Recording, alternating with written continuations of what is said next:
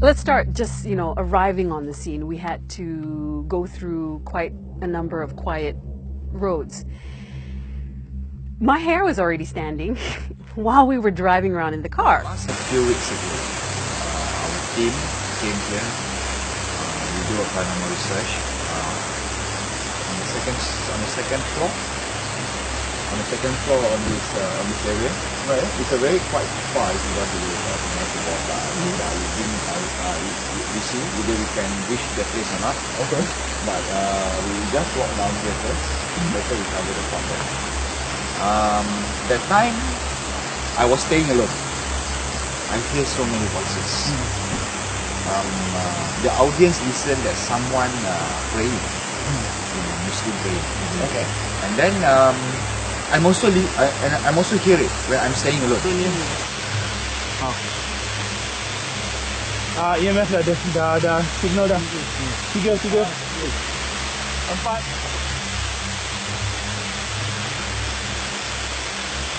Holding on to the IR infrared, the infrared thermometer, it went from 24 all the way down to 13, and the EMF went all the way up to 5.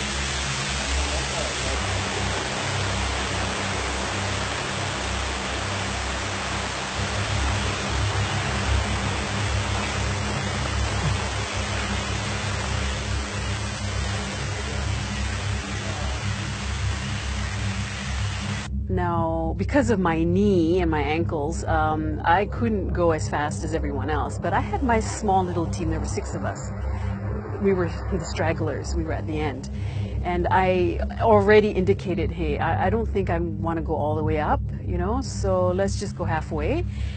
And so we got to the halfway point, and there was a landing there and a smaller hut, a pondok, off to the side. Closer towards the river, the waterfall.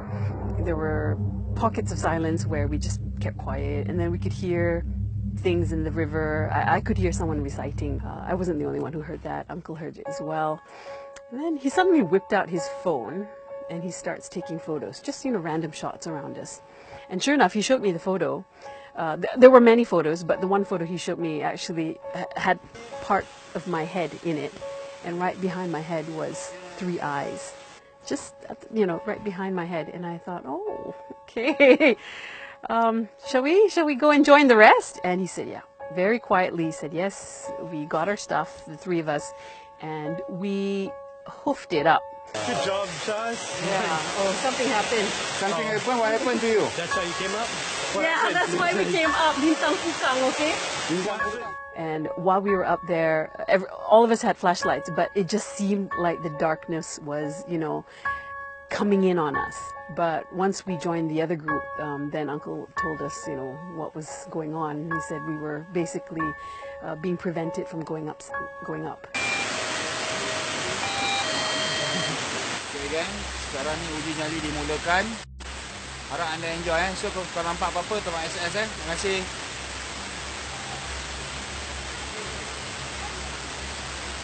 Like something was telling us to leave, and while we sat there, it was Shaz and myself. I didn't want to stay alone this time because something told me that I think I need someone there with me.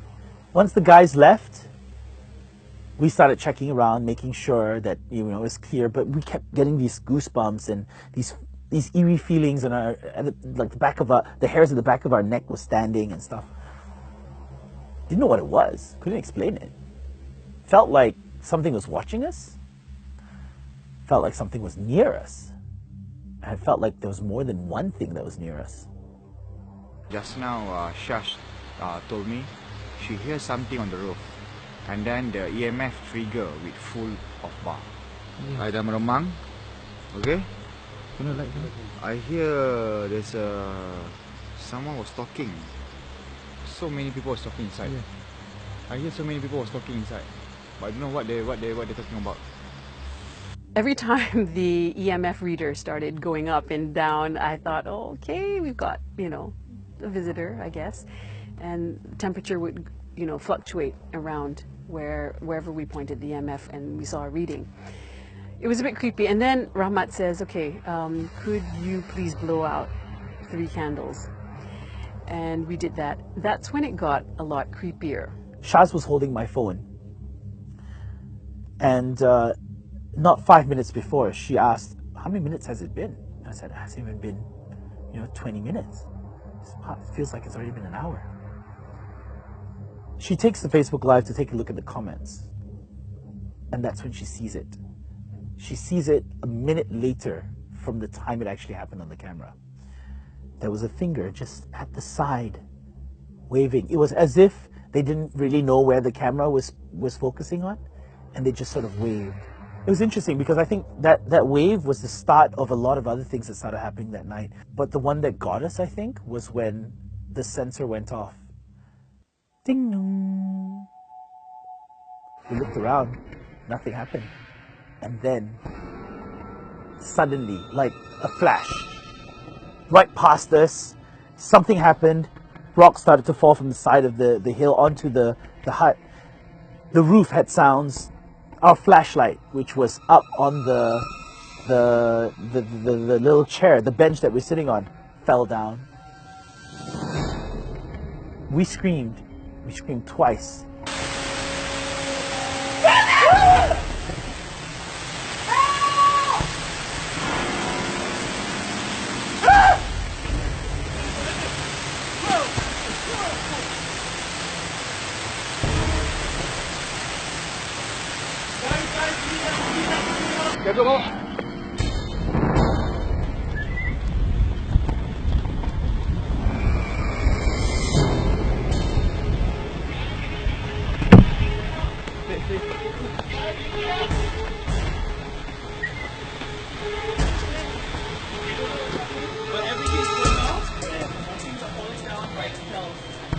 Ya, tadi laga nampak ke depan.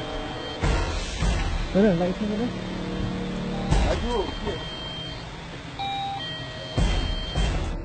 The second scream was when we noticed that there was a candle that was there. It didn't turn off the normal way. No wind, mind you. No wind whatsoever. It didn't turn off by someone blowing the candle. It turned off the same way I extinguished the candle in the front of that pondok. Literally, it was as if you could see it. The fire was here. It was as if someone just went there and extinguished it like I did. Look at that. One of the candles are also out. I think for me, that was the defining moment. It was interesting because we screamed and all the guys at base heard was the scream. They didn't hear the walkie-talkie, we couldn't communicate with them. It was as if we were closed off from everybody. It wasn't Steve that set off the sensor. It wasn't me that set off the sensor. Something set off the sensor. So that was it was too much. That's when I screamed. Masa kami dengar DJ Shaz dah mula menjerit, saya, saudara ni dengan lagi orang tu terus turun bawah, nampak ada satu benda putih turun lintas depan kita orang, terus tunduk. Tentu lepas tu dia terus hilang. Memang nampak clear tu. Memang nampak clear. Memang nampak clear tadi. Yeah, it was like nothing I've ever seen before. If I thought sitting alone with Steve was creepy, leaving the parking lot was 10 times creepier because we were all packed up, and then Uncle nudged me and said, look, have a look. So I looked and I didn't know what I was seeing, and they were like all pointing, and someone took a really high-powered flashlight and pointed it exactly where they wanted me to see. And initially I thought, is that a signboard behind the trees giving off a reflection? And then I asked, is that a signboard? He said, there's no signboard there. The signboard is there. And then he showed me where the signboard was a little bit earlier, nowhere near where they were pointing the flashlight. So I said, what is that? What's that shiny? What is that, And he said, those are eyes. Ramat, who was with us, and he heard the most loudest shriek ever. It was bone chilling, and you could tell that they were rejoicing that we were leaving. I don't know what it was, but they were happy. And at this point, we saw the most terrifying thing ever in the bushes. There was at least 6, maybe 7 or 8 pairs of eyes, red, dark red, bloodshot eyes, looking right back at us. But I know one thing, I ain't going back there.